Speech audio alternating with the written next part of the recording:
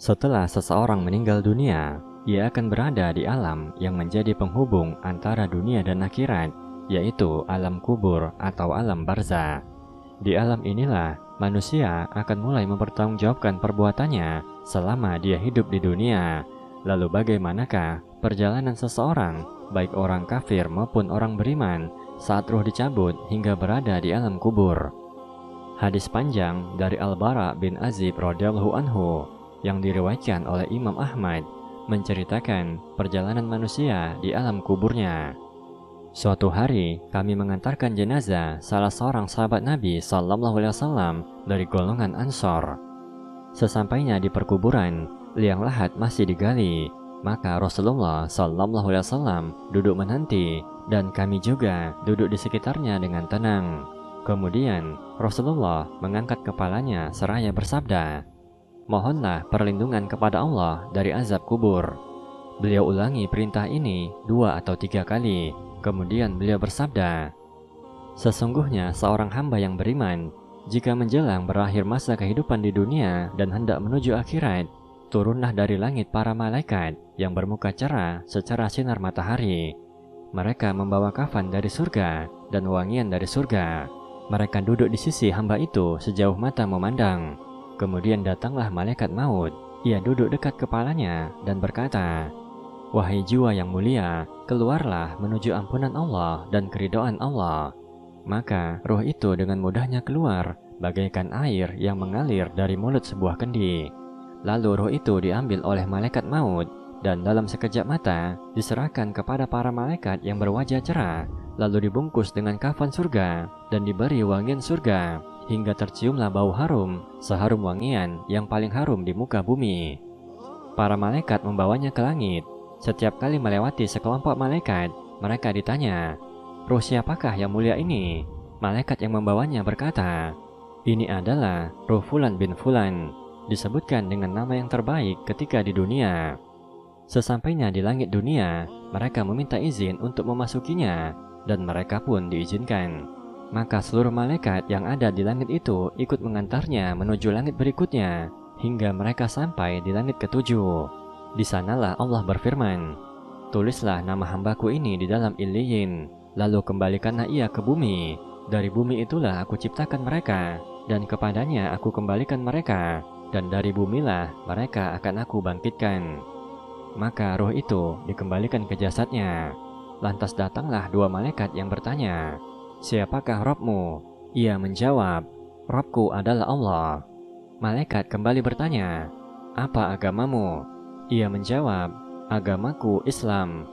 Malaikat kembali bertanya, 'Siapakah orang yang telah diutus untuk kalian?' Ia menjawab, 'Beliau adalah Rasulullah Sallallahu Alaihi Wasallam.' Malaikat kembali bertanya, 'Dari mana engkau tahu?' Ia menjawab, 'Aku membaca Al-Quran, lalu aku mengimaninya dan mempercayainya.' Kemudian terdengar suara dari langit yang menyeru, 'Jawaban hambaku benar, maka hamparkanlah surga baginya. Berilah dia pakaian darinya, lalu bukakanlah pintu surga ke arahnya.' Maka menghembuslah angin segar dan harumnya surga memasuki kuburannya, lalu kuburannya diluaskan sepanjang mata memandang. Saat itu datanglah seorang laki-laki yang rupawan, berpakaian indah dan wangi, lalu berkata, 'Bergembiralah, inilah hari yang telah dijanjikan bagimu.' Dia bertanya, 'Siapakah engkau? Wajahmu menandakan kebaikan.' Laki-laki rupawan itu menjawab, 'Aku adalah amal solehmu.' Maka hamba itu berkata, 'Wahai Rabbku, segerakanlah datangnya hari kiamat, karena aku ingin bertemu dengan keluarga dan hartaku.' Adapun orang kafir, jika menjelang berakhir masa kehidupan di dunia dan hendak menuju akhirat, turunlah dari langit malaikat yang bermuka hitam sambil membawa kain yang kasar, lalu duduk di sekelilingnya. Kemudian datanglah malaikat maut seraya berkata, 'Wahai jiwa yang hina, keluarlah menuju kemurkaan dan kemarahan Allah.' Maka roh itu bercerai-berai, terpisah dalam jasadnya. Malaikat maut mencabut roh itu dengan paksa, bagaikan dicabutnya besi untuk membakar daging dari bulu domba yang basah. Ketika roh itu telah berada di tangan malaikat maut, sekejap mata diambil oleh malaikat berwajah hitam, lalu dibungkus dengan kain kasar. Tiba-tiba keluarlah bau busuk, sebusuk bangkai yang paling busuk di muka bumi. para malaikat membawanya ke langit.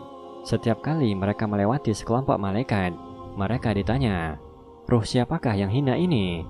Malaikat yang membawanya berkata, "Ini adalah ruh Fulan bin Fulan, disebutkan dengan nama yang terburuk ketika di dunia."